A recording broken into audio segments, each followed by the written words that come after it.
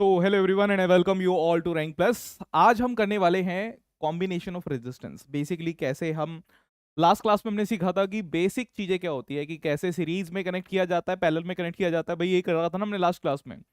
अगर सीरीज और पैरेलल में कोई दिक्कत है तो अभी मुझे बता दो, क्योंकि आज हम ऐसी चीजें करने वाले हैं जैसा मैंने आपको पहले भी बताया था कि I am an electrical engineer. मैंने तो इलेक्ट्रिकल इंजीनियरिंग ही करी है। ये जो छोटे छोटे जो बेसिक सर्किट्स आप जो यहाँ पे सीख रहे हैं, ये आज इस तरीके से करेंगे कि आप चुटकियों में क्वेश्चंस को सॉल्व कर लेंगे। भाई कुछ तो फायदा होना चाहिए कि इलेक्ट्रिकल इंजीनियर आपको पढ़ा रहा है और करंट इलेक्ट्रिसिटी आप पढ़ रहे हैं। जो पहली चीज है, पहली सीढ़ी जो है एबीसीडी आप पढ़ रहे हैं, वो भी इलेक्ट्रिकल इंजीनियर से। खुद सोचिए कि किस तरीके से काम यहाँ पर चल रहा है। ठीक है जी, ठीक है जी, जल्दी बताइए। श्रियांश द्विवेदी एंड चलिए भाई, लास्ट क्लास में हमने क्या किया था एक रिकैप कर लेते हैं। क्विक रिकैप कॉन्सेप्ट का, एक क्विक रिकैप कर लेते हैं। What we had done earlier, हमने सबसे पहला काम किया था कि अगर हमारे पास सीरीज कनेक्शन होगा, अगर हमारे पास सीरीज कनेक्शन होगा, मैंने सीरीज कनेक्शन में कहा था कि खुद चल के देखिए कि एक रेजिस्टेंस से बाहर निकले, फिर अगले पे पहुंच गए, फिर अगले से बाहर निकले, फिर अगले पे पहुंच गए, तो आप एक को क्रॉस करके ही दूसरे पे पहुंच पा रहे थे। बट अगर आपको ऐसा लगे कि आपके पास दो पार्टीशंस आ गए कि या तो आप इस पे जा सकते हो या तो इस पे जा सकते हो, पाथ आपको चेंज करना पड़ जाए, इसका मतलब यह है कि आपको वहीं से पैरेलल चीजें जो है वो डिवाइड कर देनी है। ठीक है, तो सीरीज कनेक्शन हमने देखा था कि सीरीज कनेक्शन में किस तरीके से हमें चीजें दिखती हैं। इस तरीके से मान लीजिए, इसको मैंने बोला कि ये मेरे पास R1 है, ये मेरे पास R2 है, और अगर हम R इक्विवेलेंट निकाल रहे हैं, if I am finding R equivalent, तो ये जो R इक्विवेलेंट हमारे पास रहेगा that will be equals to R1 plus R2, यही होगा। और अगर मैं कह रहा हूं कि हमारे पास पैरेलल कॉम्बिनेशन है, देखिए दो दो के कॉम्बिनेशंस बहुत ज्यादा पूछे जाते हैं हमसे। अगर मैं बोल रहा हूं कि हमारे पास क्या है, पैरेलल कॉम्बिनेशन है,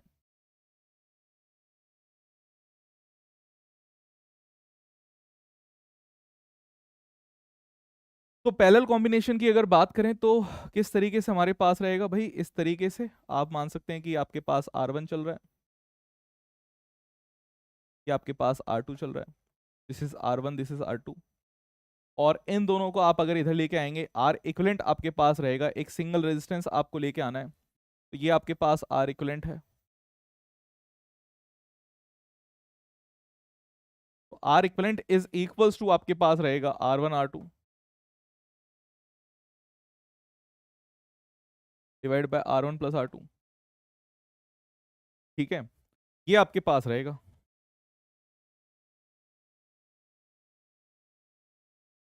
आर इक्विवेलेंट की अगर बात करें तो ये आपके पास रहेगा R1 R2 divide by R1 plus R2।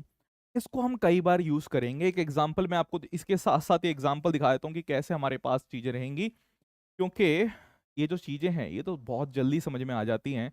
इनके साथ साथ जो इनके एग्जांपल्स हैं ये भी आपको पता होने चाहिए कि एग्जांपल्स कैसे हमारे पास चीजें पूछी जाएंगी, क्योंकि असली में तो हमारे पास क्वेश्चन ही सामने आएंगे, फिर हमें क्वेश्चन ही जो है वो सॉल्व करने हैं। भाई रेडी हो?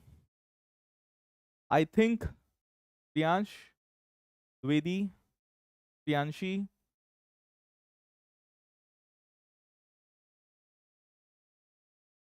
चलिए इट्स गोइंग ऑन।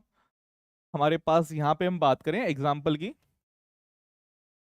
तो एक एग्जाम्पल मैं आपके लिए लिख देता हूँ। मान लीजिए कि हमारे पास 6 ओम और 3 ओम इस तरीके से रेजिस्टेंस लगा हुआ है, और इसको आप कैसे लिख सकते हैं, आप इसको एक सिंगल 9 ओम के रेजिस्टेंस में लिख सकते हैं। इसको आप एक सिंगल 9 ओम के रेजिस्टेंस में लिख सकते हैं। ऐसा कैसे कि अगर मैं इसको कह दूं कि मेरे पास ये R1 है, इसको मैं कह दूं कि मेरे पास ये R2 है, और ये जो मेरे पास है दिस इज R इक्विवेलेंट, और ये मेरे पास क्या हुआ, 9 ओम हुआ। ठीक है, अब आते हैं इधर। अगर मैंने कहा कि हमारे पास ये आपके पास R1 6 ओम, R2 3 ओम, ठीक है, और R इक्विवेलेंट आपको बनाना है। R इक्विवेलेंट आपके पास क्या था, R1 R2 divide by R1 plus R2। तो आप यहाँ पे लिखेंगे 6 इंटू 3 डिवाइड बाय 9, ये से कट होगा 3 3, और ये भी इससे कट होगा, 3 2 just 6, तो आपके पास आएगा 2 ओम। और मैं आपको है ना ये बता दूं कि भैया ये जो हमारे पास 2 आया ना, ये बहुत बहुत बहुत बहुत ज्यादा इंपॉर्टेंट है, क्योंकि ये आपको कई बार दिखेगा कि 6 और 3 ओम आपको दिखेंगे, और 6 और 3 जब भी दिखे तो आपको समझ जाना है कि अगर ये पैरेलल में लगे हैं तो हमारे पास 2 ओम का रेजिस्टेंस बन रहा है। ठीक है, क्लियर यहां तक की बात है। अब कुछ और एक सिमिलरिटी, एक पैटर्न को दिखाता हूं मैं यहाँ पे, कुछ और कॉन्सेप्ट्स आपको बताता हूँ। चलिए अब सीरीज कॉम्बिनेशन के कुछ स्पेशल केसेस भी हम देख लेते हैं। अभी पहले सीरीज पे ही बात कर लेते हैं। अगर हम सीरीज कनेक्शन की बात कर रहे थे, लेट्स एज्यूम कि हमारे पास ऐसे एन रजिस्टर्स आ गए हैं। एन रजिस्टर्स को हमने सीरीज में कनेक्ट कर दिया, R one R R are same हमारे पास चल रहे हैं, R R R R R equivalent अगर हम कहें तो आर इक्विवेलेंट हमारे पास रहेगा एन आर।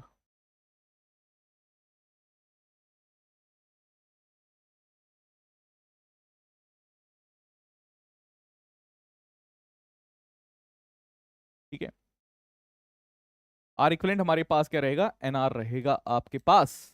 इसका एक एग्जांपल, जैसे आपको पता लगा कि भैया हमारे पास 6 ओम 6 ओम 6 ओम 6 ओम, ऐसे मैंने बोल दिया कि मेरे पास ये 4 रजिस्टर्स लगे हुए हैं। ठीक है, how many registers are there, 4 registers अगर मेरे पास लगे हुए हैं, तो इसका मतलब कि आर इक्विवेलेंट जो हमारे पास आएगा वो रहेगा 4 इंटू 6, तो हमारे पास हो जाएगा 24 ओम्स।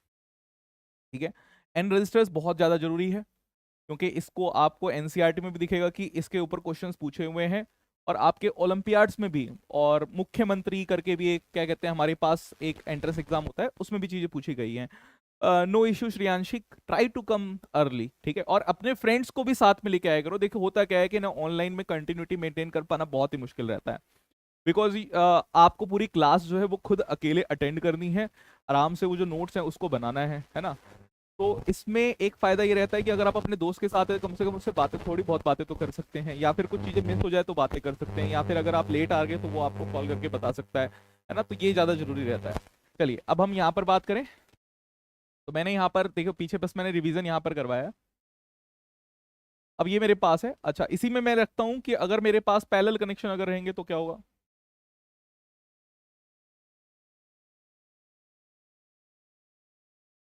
अगर हमारे पास पैरेलल कनेक्शन आ जाए,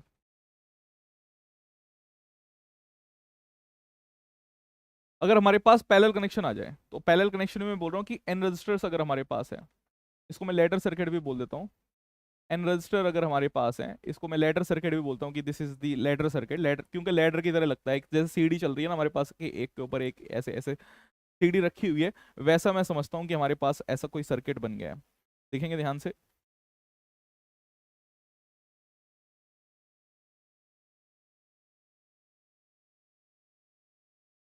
ये आर आर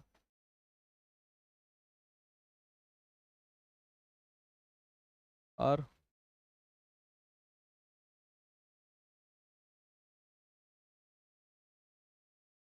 ये भी आर। ठीक है, तो आर इक्विवेलेंट अगर हमें निकालना है,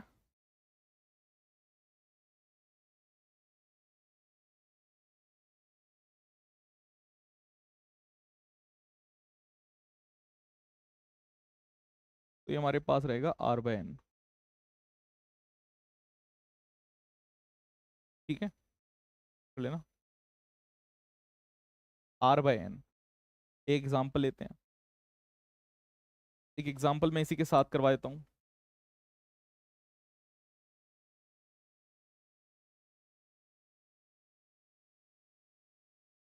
अगर मैंने आपको बोला कि हमारे पास ये 6 ओम 6 ओम 6 ओम और 6 ओम,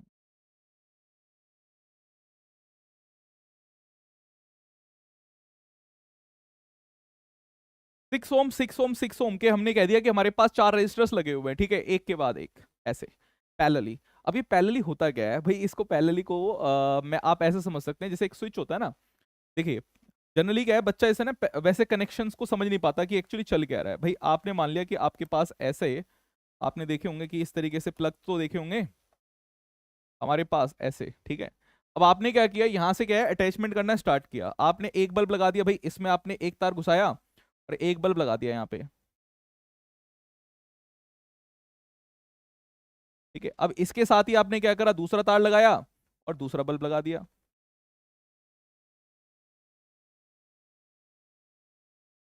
तो ये कैसा है, पैरेलल कनेक्शन है, this is known as parallel connection, ठीक है, इसको कहते हैं पैरेलल कनेक्शन। अब देखिए पैरेलल कनेक्शन में क्या होगा कि जैसे कि आपने माना कि यहां पर आपके पास एक स्विच है और आपने क्या किया, इसको ऑन कर दिया, आपने क्या किया, इसको ऑन कर दिया। तो अगर ऑन करोगे तो ये दोनों बल्ब मेरे पास एक साथ जल जाएंगे, दोनों बल्ब हमारे पास क्या होंगे, एक साथ जलेंगे, B1 भी, बल्ब 1 भी और बल्ब 2 भी हमारे पास क्या करेगा, ग्लो कर जाएगा, एक साथ चल रहा है। ये पैरेलल कनेक्शन होता है, this is known as parallel connection. अगर मैं यहाँ पे इसको इस तरीके से, देखिए ये सीरीज में भी मैं बताता हूँ कि सीरीज में हमारे पास कैसा चल रहा है, इसको सीरीज में भी एक बार समझते हैं, क्योंकि पूरी प्रॉपर फील आनी चाहिए, पता लगना चाहिए कि हमें ना एक इंजीनियर से पढ़ रहे हैं, ऐसे वैसे से नहीं पढ़ रहे। तो यहां से अगर हम देखें तो हमारे पास यहाँ पे एक बल्ब आपके पास रहेगा, फिर एक बल्ब आप यहाँ पे मान लीजिए कि एक बल्ब आपके पास यहाँ रहेगा, और इसको आप यहाँ से लेके जाएंगे तो ये आपके पास बल्ब यहाँ पे लग जाएगा, ये आपके पास एक बल्ब, ये आपके पास दूसरा बल्ब, तो ये B1 और ये B2 आपके पास। तो ये हमारे पास क्या है, दिस इज सीरीज कनेक्शन। इसको हम कह रहे हैं कि हमारे पास कैसा कनेक्शन है, ये सीरीज कनेक्शन है। और ये कैसा कनेक्शन है, ये पैरेलल कनेक्शन है, ठीक है। एक सीरीज कनेक्शन आपके पास हुआ और एक पैरेलल कनेक्शन आपके पास हुआ। अब इस पैरेलल कनेक्शन में हमने देखा था कि जो आर इक्विवेलेंट आपके पास आता है उसको आपको क्या करना है, वही सेम रेजिस्टेंस अगर आपके पास बराबर बराबर बार बार बार बार वही सेम रेजिस्टेंस आपको दिख रहा है कि वापस वापस आता जा रहा है, तो आपको जितने नंबर ऑफ टाइम्स वो आपके पास रिपीट हुआ है उसी को क्या करो, उस नंबर को पकड़ लो, काउंट करो कितने नंबर ऑफ टाइम्स रिपीट हो रहा है, कितने बार रिपीट हुआ, 4 बार रिपीट हुआ, 4 को क्या करो, डिवाइड कर दो वहां से, बस सिंपल सा, 4 को डिवाइड कर दो। तो मैं यहाँ पे अगर आर इक्विवेलेंट बोलूँ कि आर इक्विवेलेंट हमारे पास कितना हुआ, तो आपके पास कितना होता है आर, मतलब मेरे पास होगा 6/4, और कितना हो जाएगा 3/2, 3/2 का लिख सकते हैं 1.5 ओम, ठीक है, 1.5 ओम हम यहाँ पे लिख देंगे, हमारा काम खत्म, हमारा काम खत्म। चलिए क्या बात समझ में आ गई, सीरीज कनेक्शन समझ में आ गया, पैरेलल कनेक्शन समझ में आ गया, साथ साथ बोलते भी रहेंगे, ये छोटी छोटी चीजें बड़ी मायने रखती हैं।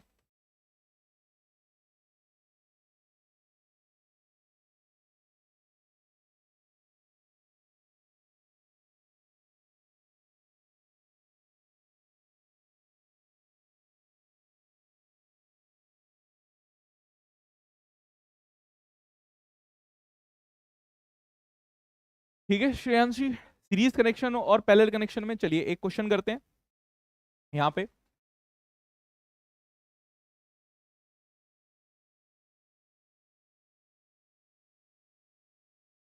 n resistors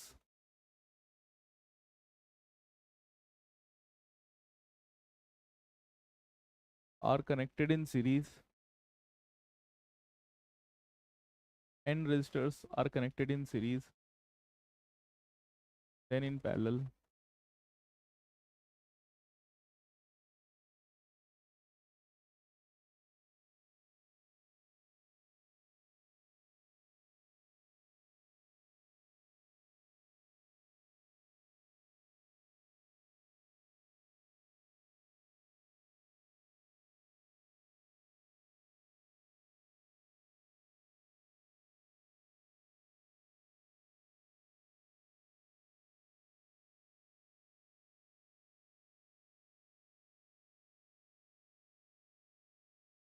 when n resistors are connected in series their resistance is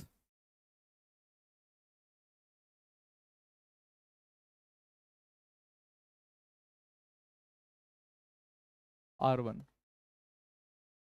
their equivalent resistance लिख देते हैं, their equivalent resistance is R1।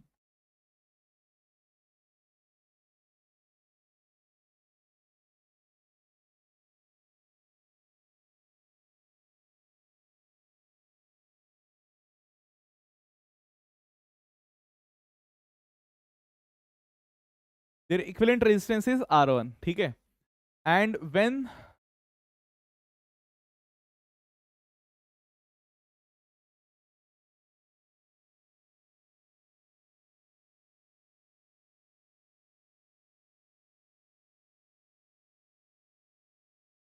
n resistor are connected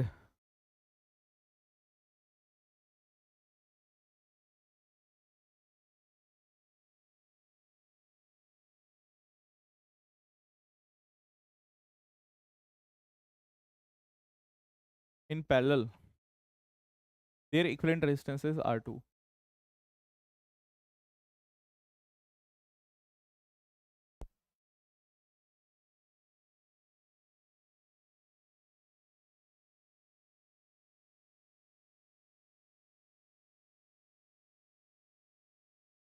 ठीक है,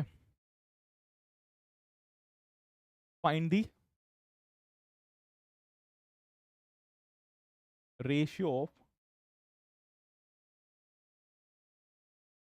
R1 बाय R2, पहला, R2 बाय R1। ठीक है, R2 R1 बाय R2 का मतलब है कि सीरीज में कनेक्ट किया फिर पैरेलल में कनेक्ट किया। ठीक है, तो ये हमारे पास चल रहा है कि पहले सीरीज में कनेक्ट किया और उसके बाद पैरेलल में कनेक्ट किया, और ये वाला हमारे पास चल रहा है कि पहले पैरेलल में कनेक्ट किया और उसके बाद हम उसको सीरीज में ले गए। देयर इज डिफरेंस दोनों में। क्या है हमारे पास? थोड़ा थोड़ा सटल सा डिफरेंस है। सटल का मतलब कि हल्का हल्का डिफरेंस हमारे पास चल रहा है। ये बात समझ गए? ठीक है, डन है। प्रियांशी जल्दी निकालिए इसका आंसर कितना रहेगा। और एनसीईआरटी में आपको सिमिलर टाइप का क्वेश्चन दे रखा है कि 5 ओम का रेजिस्टेंस आपके पास है 25 टू। चलिए पहले निकाल लीजिए, फिर मैं अपने आप मतलब इस क्वेश्चन से हमें सब कुछ पता लग जाएगा। दो यहाँ पे दे रखे हैं, दो पार्ट्स मैंने यहाँ पे करवाए हैं। इस दो पार्ट्स के बाद आप कभी भी ऐसा क्वेश्चन आएगा ना, आप तुरंत जल्दी से सॉल्व कर लेंगे। यही तो खासियत है कि मैं आपको इस तरीके से पैटर्न सिखा दूं कि क्वेश्चन देखने के बाद आपको ऐसा लगे यार ये तो मनोज सर की क्लास से ही आ गया है। मतलब ऐसा बिल्कुल इस तरीके से हो गया। आंसर बताइए, आंसर कैलकुलेट करिए, आंसर्स बताइए कि कैसे आंसर्स हमारे पास चलेगा। भाई अगर मैं बात करूं कि हमारे पास n रजिस्टर्स थे कनेक्टेड हो गए सीरीज में, तो मैं R1 की वैल्यू कह सकता हूं कि R1 मेरे पास क्या होगा? NR होगा। ईच रजिस्टर जो मेरे पास है, when n register, each resistance जो मेरे पास है उसको भी लिख देते हैं भाई। ईच रजिस्टर, ईच रजिस्टर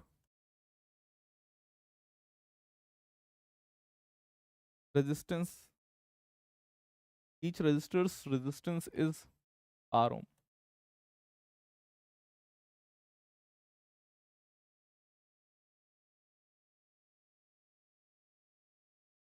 सारे के सारे जो रेजिस्टर्स है ना, उनका रेजिस्टेंस जो है वो R ओम है। तो मैं अगर इनको सीरीज में लगाता हूं तो मेरे पास क्या हो जाएगा? NR। अगर मैंने इनको सीरीज में लगाया तो मेरे पास क्या हो जाएगा? NR। इसको मैंने ले लिया सीरीज में। और अगर R2 की बात करूं तो मेरे पास कितना हो जाएगा? R/N। ये हमारे पास क्या हो गया? ये पैरेलल में हो गया। एक हमारे पास सीरीज में हो गया, एक पैरेलल में हो गया। और R1/R2 की अगर बात करेंगे पहले वाले पार्ट की, में पहले वाले पार्ट में ही, पहले वाला पार्ट मेरे पास है, मुझे बात करनी है R1/R2 की। तो R1/R2 की अगर बात करेंगे तो मेरे पास आएगा NR डिवाइड बाय R/N। तो हमारे पास ये RR तो कट जाएगा और N स्क्वायर यहाँ पर आ जाएगा। ठीक है, N स्क्वायर हमारे पास वैल्यू आ गई पहले वाले पार्ट की। दूसरे वाले पार्ट में देखिए आपसे पूछा है R2/R1। तो R2 आपके पास क्या है? R/N। ये कट जाएगा, हमारे पास आएगा 1/N स्क्वायर। ठीक है, और एनसीईआरटी का फर्स्ट क्वेश्चन मैं आपको कहूंगा, एक अभी होमवर्क दे देता हूं मैं आपको। अभी से एक होमवर्क है आपका, अगर ये क्वेश्चन आपने कर लिया, समझ में आपको आ गया, तो एक होमवर्क है आपका। आपको क्या करना है? एनसीईआरटी का बैक एक्सरसाइज खोलनी है। ठीक है, एनसीईआरटी की बैक एक्सरसाइज खोलनी है और आपको एक पहला क्वेश्चन दिखेगा वहां पे, फर्स्ट क्वेश्चन। एनसीईआरटी की बैक एक्सरसाइज खोलनी है और फर्स्ट क्वेश्चन आपको अभी करना है। ठीक है, तो आपको ये क्वेश्चन हो जाना चाहिए। आई होप यहां तक चीजें क्लियर है। क्लियर है, आगे बढ़े। चलिए आगे बढ़ते हैं। अब हमारे पास है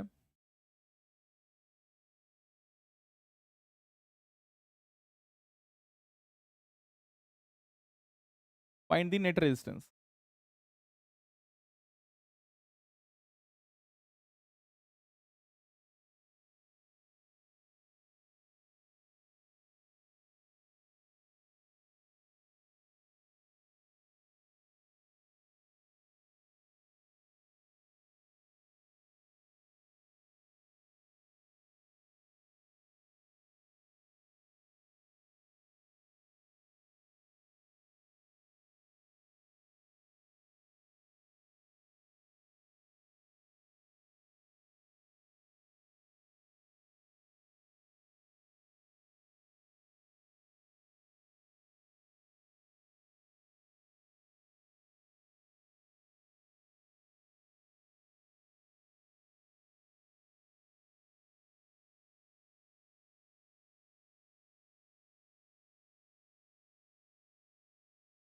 ठीक है, चलिए पहले इन दोनों क्वेश्चन को करिए। प्रियांशी समझ में आ रहा है जो हम अभी कर रहे हैं? समझ में आ रही है, चीजें समझ में आ रही है कि कैसे चल रहे हैं, स्टेप, हर एक स्टेप समझ में आ रहा है? तो फिर सही है। अगर कुछ भी स्टेप में दिक्कत आ रही है तो आप तुरंत पूछ सकते हैं। यही तो फायदा होता है लाइव क्लास में। क्यों कहते हैं कि लाइव क्लास इंपॉर्टेंट है? लाइव क्लास में लाइफ बन जाती है, otherwise backlog backlog backlog create होते रहते हैं। ठीक है, जल्दी करिए।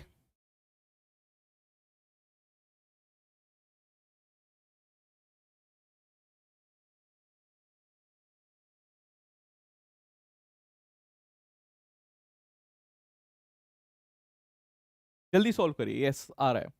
अब इसमें क्या करना है? मेरा एक रूल है, सी माई रूल। रूल नंबर 1, मैं आपको रूल से सिखा दूंगा। देखिए, फिजिक्स में चीजें आती हैं, फिजिक्स में चीजें जाती हैं। ये जो हमारे रूल्स है ना, ये हमेशा यहाँ पे बरकरार रहेंगे। और इतने पॉपुलर रूल्स हैं। जैसे मैंने कहा कि भाई आप पूरे इंटरनेट में, है ना, मैं तो मानता हूं कि तारीफ खुद की करना फिजूल है, क्योंकि खुशबू खुद बता देती है कि कौन सा फूल है। तो अगर मैं यहाँ पे देखूं, तो आप अगर इंटरनेट पे भी जाके सर्च करेंगे best trick for sign convention, तो कौन दिखेगा? मैं दिखूंगा। और ये अभी की बात नहीं है, ये 7 साल पहले की बात है। 7 साल पुरानी वीडियो आपको वहां पे दिखेगी मेरी, ठीक है? और उसमें बेस्ट ट्रिक आपको दिखेगी। ये बेस्ट ट्रिक मतलब आप सोचिए कि मेरे ऑफलाइन के स्टूडेंट्स को ही पता रहती थी, और वो 100 आउट ऑफ 100, मतलब 4-5 साल लगातार साइंस जैसे सब्जेक्ट में 100 आउट ऑफ 100 लेके आने का रिकॉर्ड मैंने बनाया है, ठीक है, बच्चों के। और ये ऐसे नहीं आता, आपको पता है, आपको डेली मतलब सोचना है कि कैसे क्वेश्चंस आएंगे, कैसे उसको इजी करा जाए, कैसे वो बच्चा हमेशा याद रखे उसको। साइंस जैसे सब्जेक्ट में जहां पे उसको समझनी भी है चीजें और लिखनी भी है एग्जाम में, कि किस तरीके से वो लिखेगा, कैसे कंसाइज आंसर लिख सकता है, इस पर काम किया है। और यहां पर भी अगर आप देखेंगे कि आपको रेजिस्टेंस ये जो वहां पे अवेलेबल नहीं है, वो चीज मैं आपको बता रहा हूं कि रूल नंबर 1 रहता है भाई, जिसने बनाई गैंग उसकी बजाएंगे बैंड। इसमें आपको कभी भी सीरीज पैरेलल में रेजिस्टेंस अगर निकालने हो, एक रूल याद रखना कि मनोज सर का एक रूल है, जिसने बनाई गैंग उसकी बजाएंगे बैंड। जैसे ऑफलाइन में हमारे पास यहाँ पे क्या होता था कि बच्चे आ जाते थे बहुत सारे, पीछे हंगामा कर रहे हैं, ऐसे चिल्ला रहे हैं, कोई इसको छेड़ रहा है, कोई इसको छेड़ रहा है, और चिल्लाए जा रहे हैं, है ना? तो मैं उन्हें बोलता था भैया जिसने बनाई गैंग और उसको बजाएंगे बैंड। चलिए, अब यहाँ पे आपको रूल नंबर 1 याद रखना है, जिसने बनाई गैंग उसकी बजाएंगे बैंड।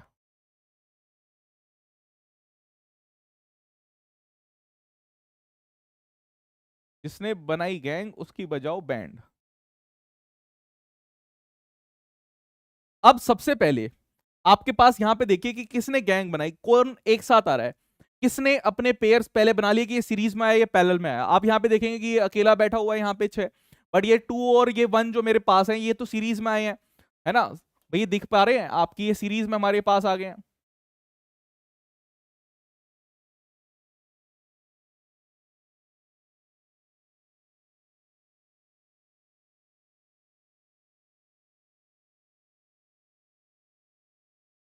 इन दोनों ने गैंग बना रखी है सीरीज वाली। भाई ये दोनों अपनी गैंग बना के बैठे हैं सीरीज वाली। तो इनको पहले सॉल्व करो। आपको पहले इनको सॉल्व करना है। ये 2+1 सीरीज में कैसे ऐड होते हैं, 2+1 ऐड करके ऐड होंगे। तो इनको अगर आप बनाएंगे दोबारा से, रीड्रॉ करेंगे सर्किट को, तो आपके पास कुछ ऐसा बनेगा।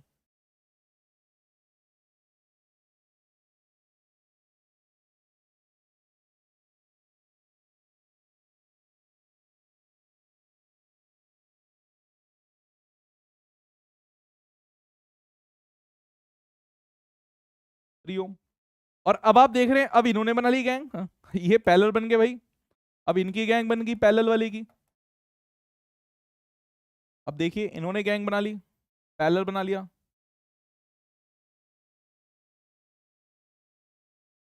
समझ रहे हैं?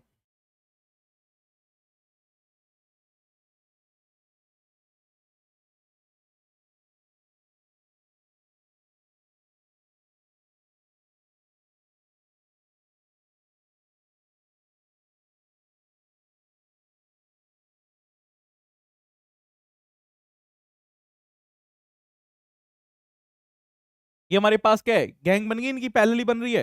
अब आपको पैरेलली पता है कि कैसे सॉल्व करना है, 1 अपॉन, मतलब मैं अगर इसको सॉल्व करना चाहूँ, ये पैरेलली हमारे पास है, तो इसको मान लेते हैं R1, इसको मान लेते हैं R2।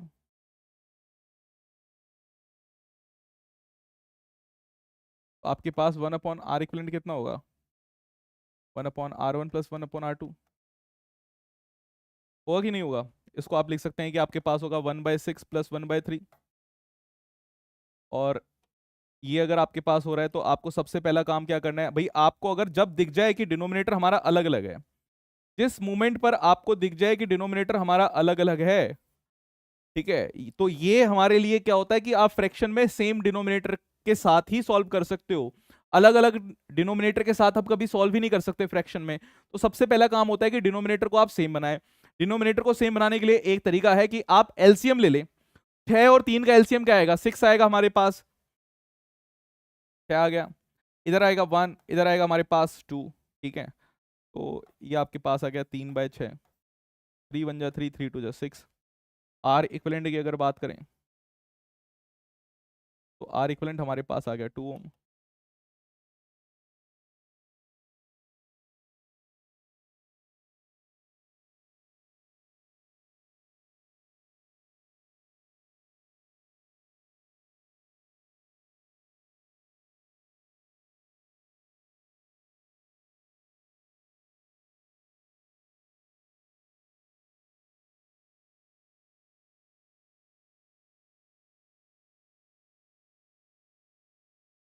आर इक्विवेलेंट हमारे पास आ गया 2 ओम। क्या समझ में आई बात?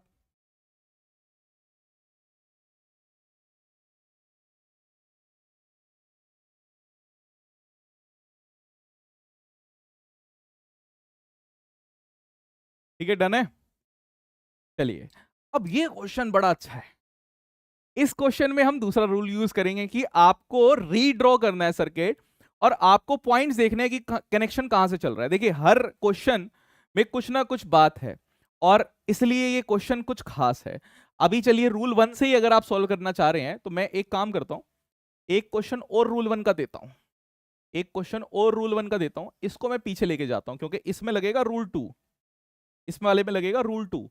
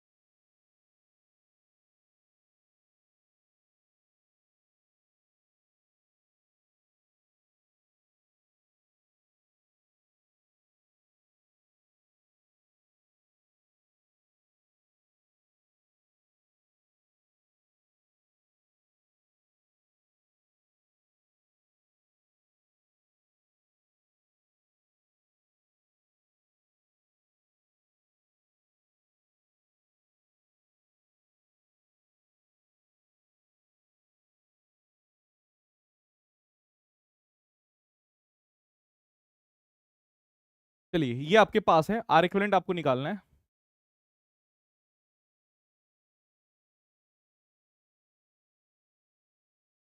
रूल वही है हमारा। रूल एक ही है कि जिसने बनाई गैंग उसकी बजाएंगे बैंड। जिसने बनाई गैंग उसकी बजाएंगे बैंड। 1 रूल 1 अब फिक्स है भाई, कि जिसने बनाई गैंग उसकी बजा देंगे बैंड। सबसे मस्त। ठीक है, अब देखिए, अब यहां पे सबसे पहले आपको फाइंड करना है कि कौन है ऐसा जो आपके सामने गैंग बना ले। अब आप सीरीज और पैरेलल में ढूंढिए कि कौन सा हमारे पास सीरीज में आ गया, कौन सा पैरेलल में आ गया। अच्छा, सीरीज हमेशा कंटिन्यूएशन में चलती है कि पहले आपको दिखा, फिर आपने ये पड़ाव पार किया तो दूसरे पहुंचे, फिर तीसरे पे पहुंचे, फिर चौथे पे पहुंचे, इस तरीके से। अब यहां पे आपको साफ साफ नहीं दिख रहा। जल्दी बताइए कौन किसको पकड़े पहले, R2 R3 को पकड़े, R1 R2 को पकड़े, R1 R2 R3 R4 को पकड़े, किसको पकड़े? जल्दी से बताइए किसने किसने बना रखी है गैंग, और किसकी बजा देंगे हम बैंड? कौन है ऐसा जो ग्रुपिंग करके बैठा है अपनी सीरीज में और पैरेलल में? प्रियांशी जल्दी बताओ, कौन बैठा है जिसने ग्रुपिंग कर ली है हमारे पास सीरीज या पैरेलल में? यही चीज तुम्हें बतानी है, फास्ट फास्ट बता दो। किसने यहाँ पे ग्रुपिंग कर ली है सीरीज या पैरेलल में, ये चीज तुम्हें बतानी है, फास्ट बताइए, फास्ट।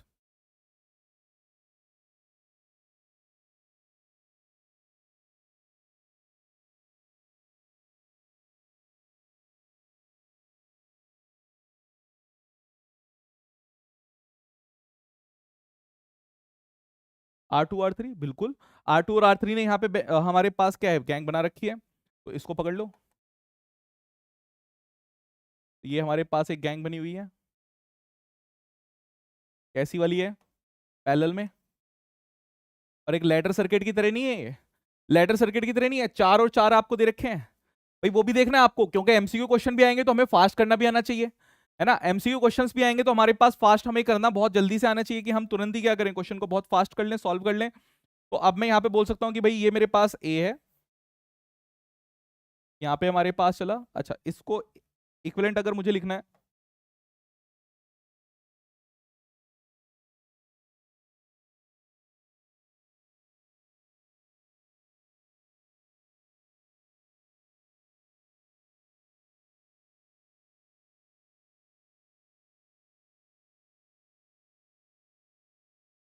तो R1 1 ओम, R4 3 ओम,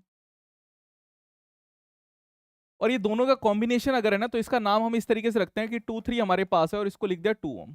ठीक है, 2 3 हमारे पास है तो इसको लिख दिया हमने 2 ओम। और अब ये सारे के सारे हमारे पास क्या है, आर इक्विवेलेंट है। अब ये देख रहे हैं कि आप सबने एक साथ गैंग बना ली।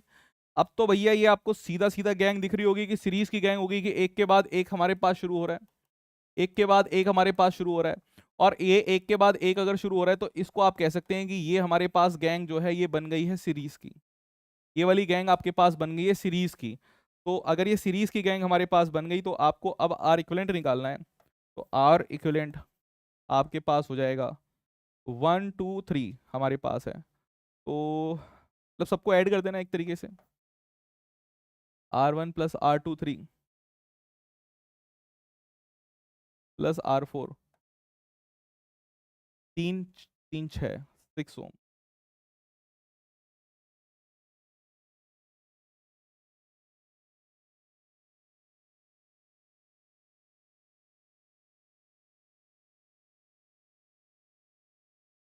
6 ओम आपके पास आ गया। ठीक है, फर्स्ट और सेकंड समझ में आए किस तरीके से हम कर रहे हैं?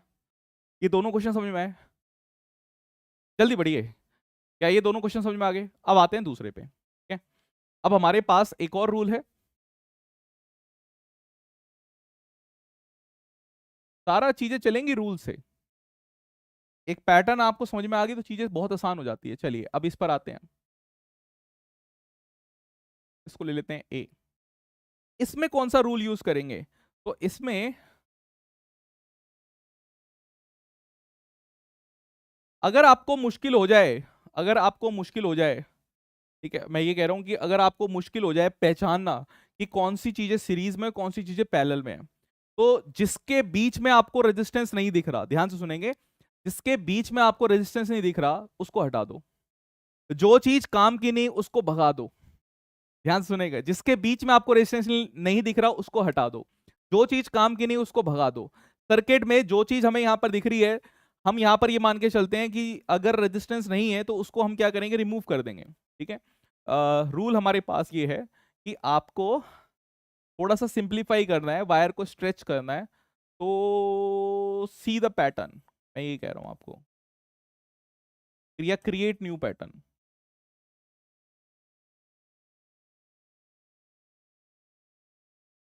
सी एंड क्रिएट न्यू पैटर्न।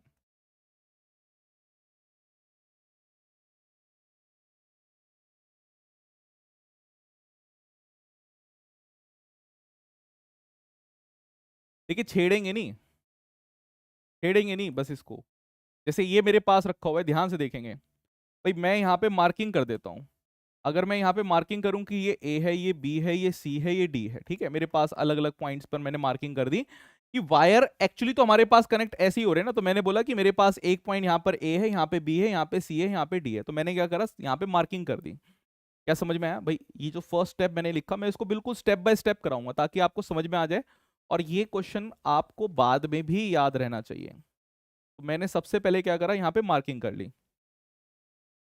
ठीक है, तो फर्स्ट स्टेप जो आपके पास है यहाँ पे ये है कि मार्किंग कर लो। इसके बाद सेकंड स्टेप आपके पास, मार्किंग करने के बाद अब देखेंगे अब क्या करना है।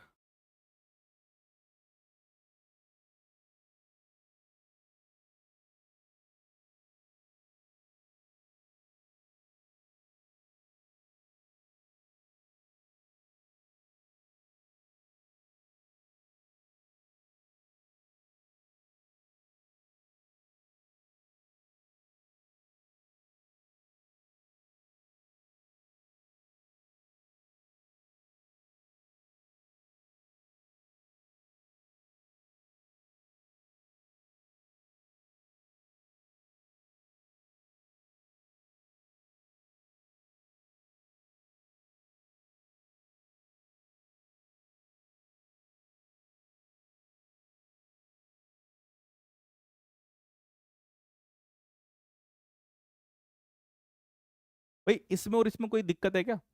बस हमने क्या करा, बी से ऐसे मोड़ दिया, कोई दिक्कत इसमें? कोई भी दिक्कत लग रही है? मैंने बस क्या किया, सर्किट को थोड़ा सा फोल्ड कर दिया, फोल्ड कर दिया बस सर्किट को, कोई दिक्कत नहीं है। फोल्ड तो कर सकते हैं सर्किट को, पहला फोल्ड दे दिया, ठीक है।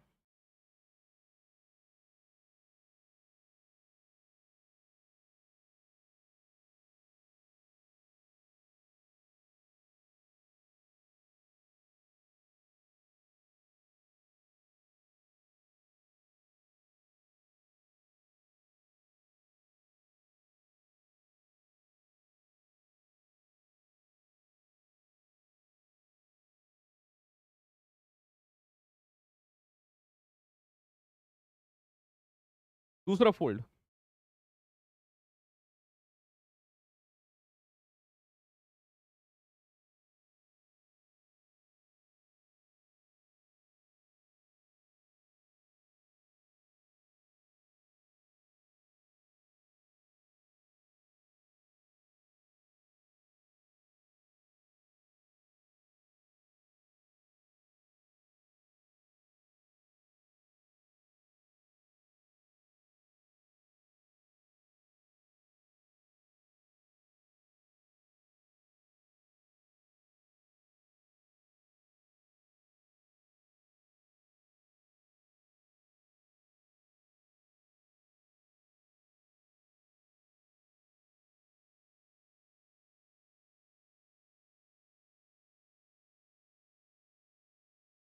ये दूसरा फोल्ड हो गया।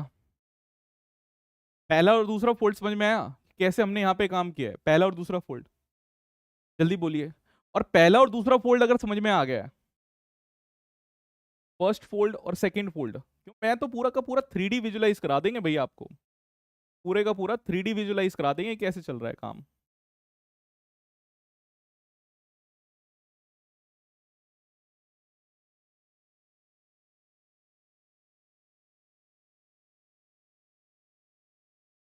अब आते हैं नेक्स्ट पे, एक और, एक और मैं वहीं पर करता हूँ।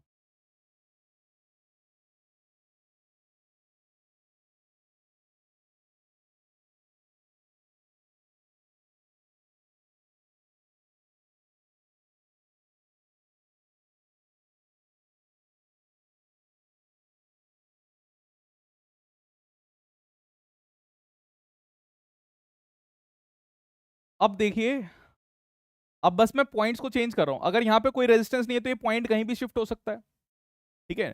नल पॉइंट, जो पॉइंट्स हमारे पास है बस उसी को शिफ्ट करेंगे, ध्यान से देखना।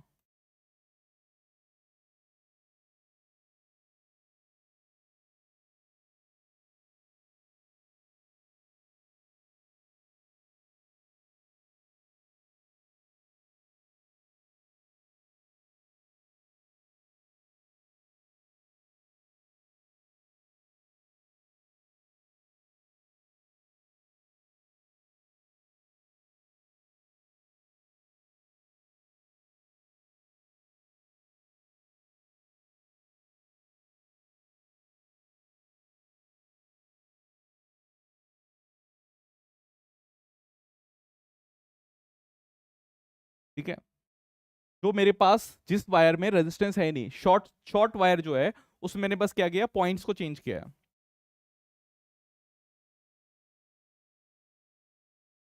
पॉइंट्स को शिफ्ट कर दिया। डी था ये। और अब ई वाला देखना, ई में तो पूरा का पूरा सेट ही हो चुका है।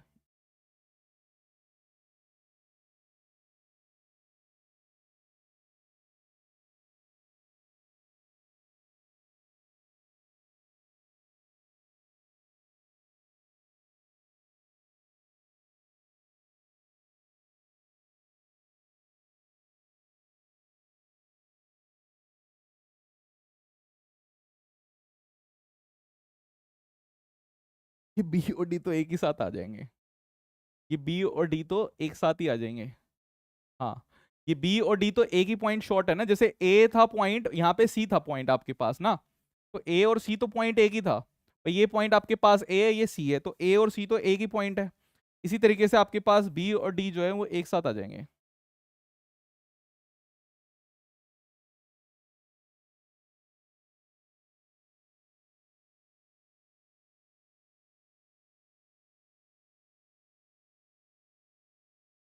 ये भी 6 ओम, 6 ओम,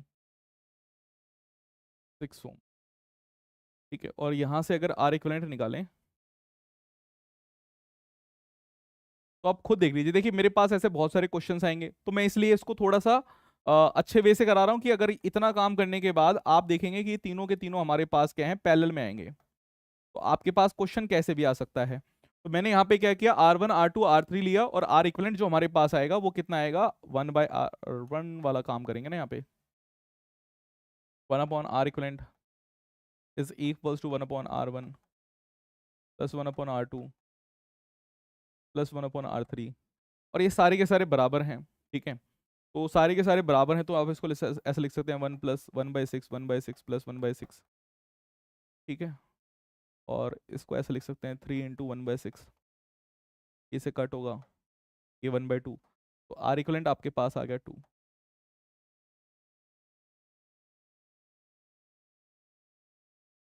आर इक्वलेंट आपके पास आ गया 2।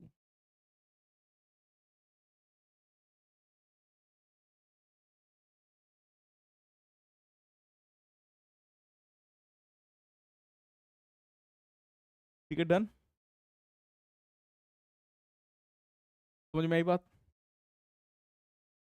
क्लियर है भाई, कैसे काम कर रहे हैं, कैसे हम लेके जा रहे हैं इसको। चलिए अब आते हैं आगे, एक और वाले पे।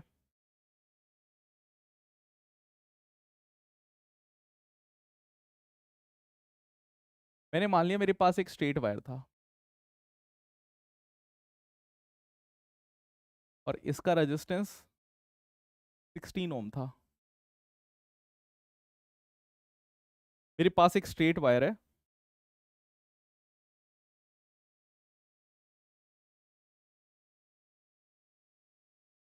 और इसका रेजिस्टेंस 16 ओम है। अब हमने क्या किया, इस स्ट्रेट वायर को, ये जो स्ट्रेट वायर था, इसको हमने क्या किया, चेंज कर दिया, अलग अलग शेप में करेंगे। एक बार हमने इसी स्ट्रेट वायर से सर्कल बना दिया,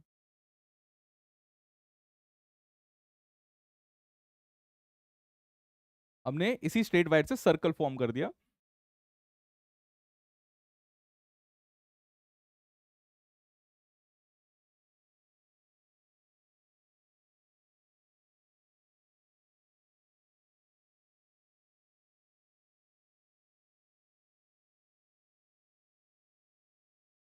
ठीक है, आपको फाइंड करना है, फाइंड आर ए सी। ठीक है, डायगोनल, डायगोनल अगर हमारे पास रहेगा तो कैसे निकालेंगे, फर्स्ट पार्ट तो ये है,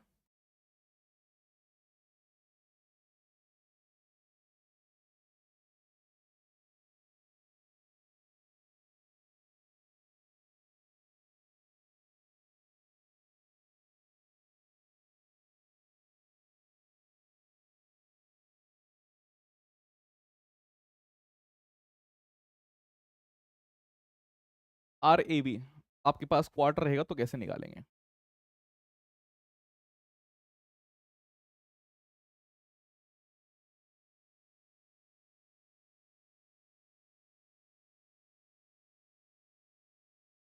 ठीक है, पहले तो यही कर लिए, करिए इसको भाई।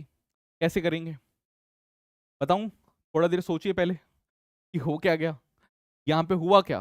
पहले सोचिए, समझिए, थोड़ा सा टाइम दीजिए, और फिर इसके बाद सोचिए कि अच्छा सर ऐसे करेंगे इसको। सोच पा रहे हैं? भाई जो 16 ओम का रेजिस्टेंस हमारे पास है, इसको अगर आप फोल्ड कर देंगे और फोल्ड करके इस तरीके से कोई सर्कल अगर बना रहे हैं, तो क्या आप ये कह सकते हैं कि जो सर्कल आपके पास बना है, भाई इसके अगर मैं हाइपोथेटिकली, इस सर्कल के अगर मैं हाइपोथेटिकली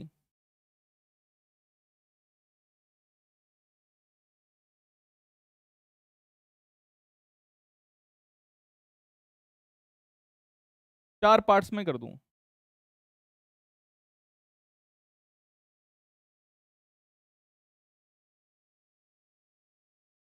ठीक है, तो ये वाले पार्ट का रेजिस्टेंस कितना रहेगा आपके पास? इस वाले पार्ट का रेजिस्टेंस कितना रहेगा? ये रेजिस्टेंस आपके पास रहेगा 4 ओम।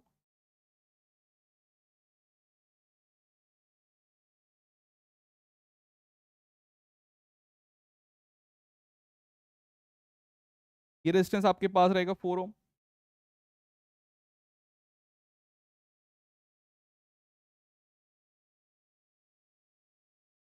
ये रेजिस्टेंस 4 ओम।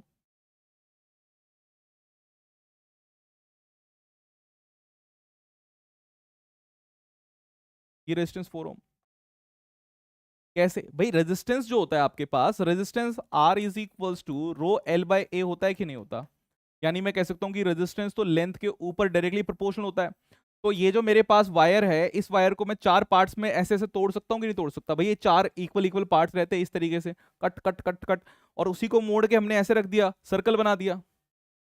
भाई ये जो स्ट्रेट चीज थी उसी को तो ऐसे मोड़ के हमने क्या किया, बस क्या कहते हैं, सर्कल बना दिया, सर्कल की शेप में लेके आ गए। तो मैं कह रहा हूं कि 4 ओम का रेजिस्टेंस होगा, 4 ओम का, 4 ओम का, 4 ओम का, इस तरीके से हमारे पास होगा। क्या ये समझ रहे हैं? और अब यही जो पॉइंट मेरे पास है, यहां पर ये ए है, इधर आपके पास बी है, ये पॉइंट आपके पास सी है, ये पॉइंट आपके पास क्या है, डी है।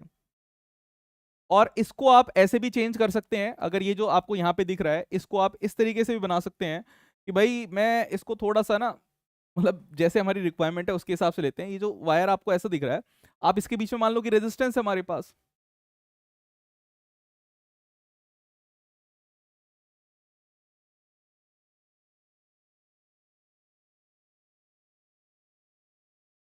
इधर भी मैं रेजिस्टेंस मान लेता हूँ, इधर भी मैं रेजिस्टेंस मान लेता हूँ,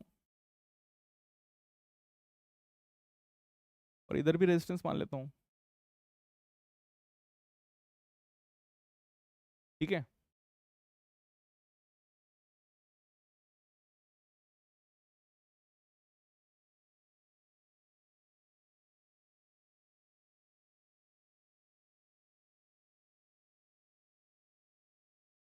ये ABCD हमारे पास हुआ, यहाँ पर देखिए 4 ओम, 4 ओम, 4 ओम, 4 ओम।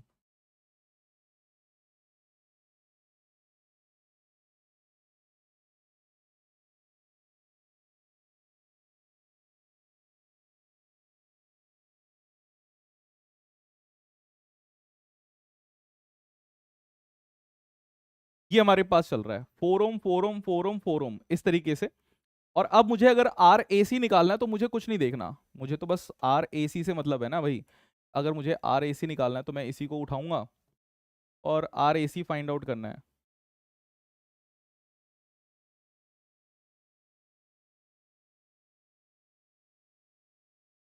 फर्स्ट पार्ट की बात कर रहे हैं, आर ए सी अगर मुझे निकालना है,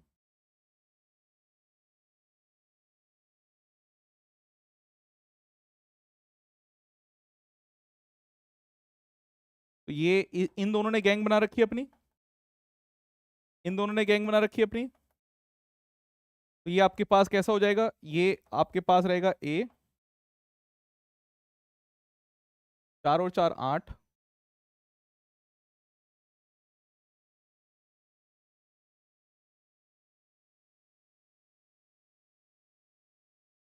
8 ओम 8 ओम, ठीक है, 4 और 4 आपके पास हुआ 8, 8 ओम 8 ओम, आर इक्विवेलेंट अगर निकालेंगे तो आर इक्विवेलेंट आपके पास हो जाएगा 8/2, आप इसको लिख सकते हैं 4 ओम, ठीक है।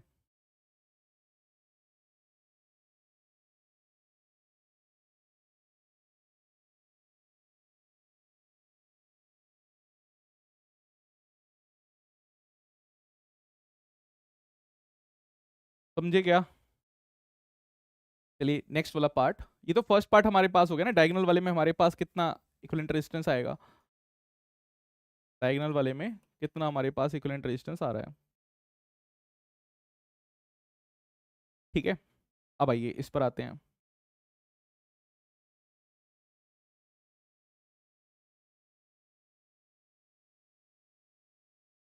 आर ए बी वाला क्वार्टर में जो निकालना है आपको,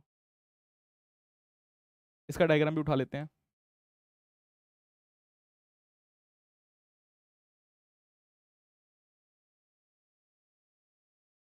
देखो मैंने इस तरीके से कॉपी पेस्ट किया है कि मुझे कट ना करना पड़े। देख रहे हो कितने समझदार सर से पढ़ रहे हो भाई आप, टेक्निकली देखिए, वाह वाह।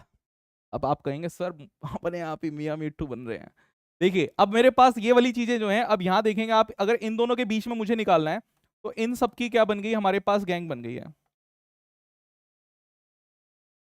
इन सब की हमारे पास क्या है, गैंग बन गई है। और इन सब की अगर गैंग बन गई है तो आप इसको कर सकते हैं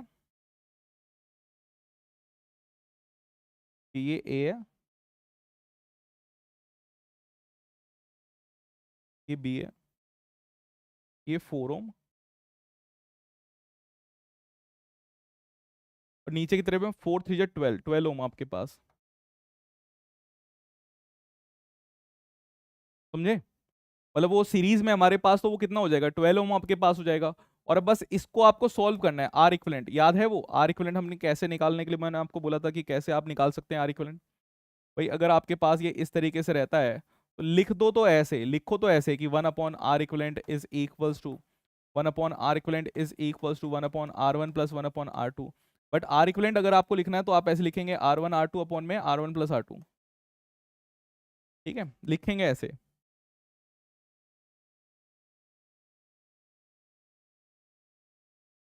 बस इस आर इक्विवेलेंट की बात करिए, 4 × 12 ÷ 16, 4 4 जा, 4 3 जा, ये आपके पास आया 3 ओम। 3 ओम आपके पास क्या आंसर आ गया। प्रियांशी पहले खुद ट्राई करो कि मतलब आंसर्स खुद भी निकाल पाओ, ऐसा नहीं है कि मतलब सोचो कि मनोज सर निकालेंगे उसके बाद ही पता लगेगा, मनोज सर से पहले आंसर्स निकल जाएंगे, ठीक है। चलिए आई होप कि ये चीज समझ में आ गई आपको कि कैसे हमारे पास काम निकल रहा है, आंसर्स निकल रहे हैं। एक और क्वेश्चन करते हैं।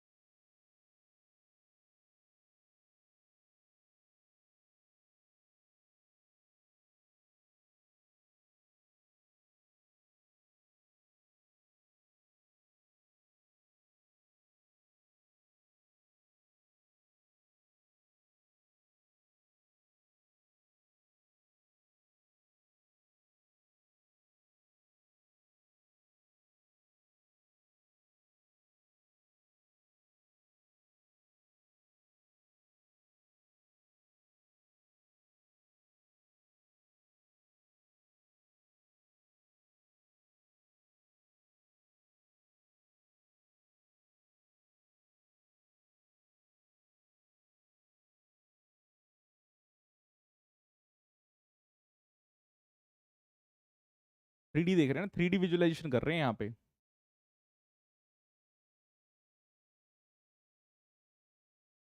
थ्री डी विजुअलाइजेशन मैं आपको करा रहा हूँ।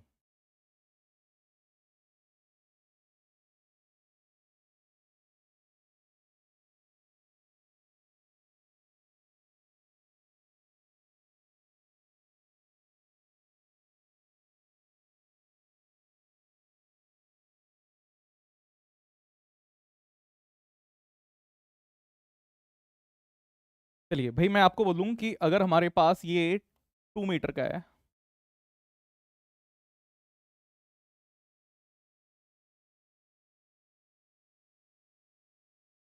ये 1 मीटर का है, ये हमारे पास 10 मीटर का है,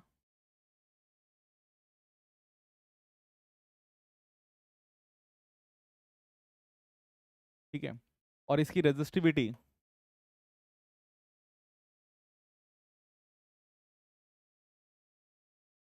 इसकी रेजिस्टिविटी आपको जो है वो रो दी हुई है। भी मान लेते हैं कि यहाँ पे रेजिस्टिविटी सिर्फ रो ही हमारे पास दे रखी है।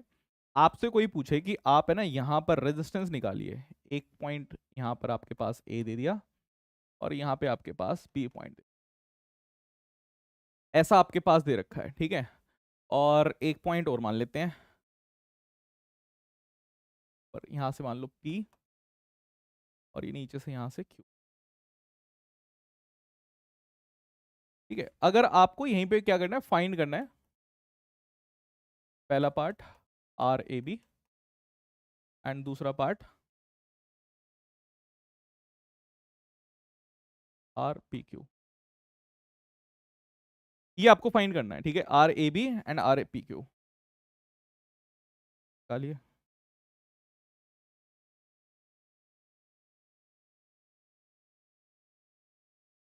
निकालिए, कैसे निकालेंगे भाई? इस क्वेश्चन में हमारे पास क्या है कि अगर मुझे आर ए बी निकालना है तो आर ए बी के लिए मुझे क्या चाहिए, रो एल। एल किसकी, लेंथ किसकी चाहिए मुझे, जल्दी से बताइए। ए और बी की लेंथ मुझे चाहिए यहाँ पे, तो लेंथ ए बी की है। एरिया मेरे पास जो रहेगा, तो लेंथ तो ए बी की होगी ना। एरिया कौन सा है, जो क्रॉस सेक्शनल एरिया रहता है उसको हम यहाँ पे लेंगे।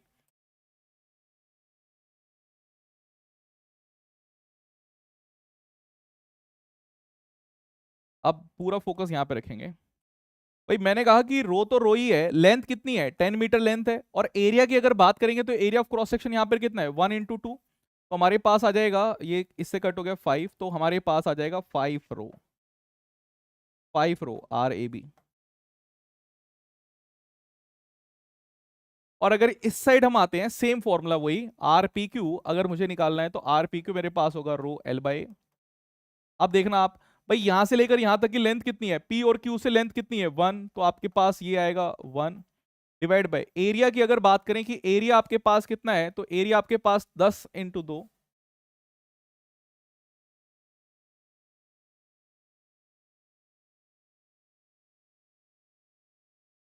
रो बाय 20।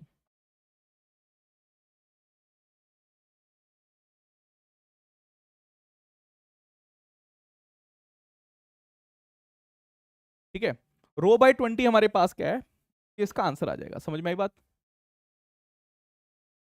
अरे भाई समझ में आई कि किस तरीके से हम ये वाले निकालेंगे, ठीक है। बस आज के लिए रेजिस्टेंस आपको निकालने आ गए हैं। अब ओम्स लॉ को किस तरीके से अप्लाई करते हैं और हीटिंग इफेक्ट्स क्या रहता है, वो हम करेंगे नेक्स्ट क्लास में। नेक्स्ट क्लास में ये टॉपिक आपका खत्म हो जाएगा। अभी एनसीईआरटी में आपको कहूंगा कि आपका एक होमवर्क है कि आप सॉल्व करिए अपनी जो एनसीईआरटी है। आपका होमवर्क ये है कि अपनी जो एनसीईआरटी है उसको सॉल्व करिए, उसके सॉल्व एग्जाम्पल्स जो इन टेक्स्ट में दे रखे हैं वो भी, और जो बैक में दे रखे हैं वो भी। इसमें मैं ये कह रहा हूँ कि आपको इन टेक्स्ट, जैसे कि एक टॉपिक खत्म होता है वो भी आपको करना है, और जो बैक एक्सरसाइज है ये भी आपको करना है, ठीक है। हीटिंग इफेक्ट को छोड़ के बाकी सब क्या है, मेरे को लगता है कि आप कर पाएंगे। जो नहीं होगा वो मेरे से पूछना, जो नहीं होगा वो मेरे से पूछना, क्योंकि बहुत अच्छे अच्छे क्वेश्चंस है। कहीं पर भी अगर अटक जाओ, भटक जाओ, तो हम यहाँ पर खड़े हैं किस लिए, इसी के लिए तो खड़े हुए हैं, ठीक है। तो चलिए फिर मिलेंगे नेक्स्ट क्लास में। टिल देन बाय बाय, जय हिंद।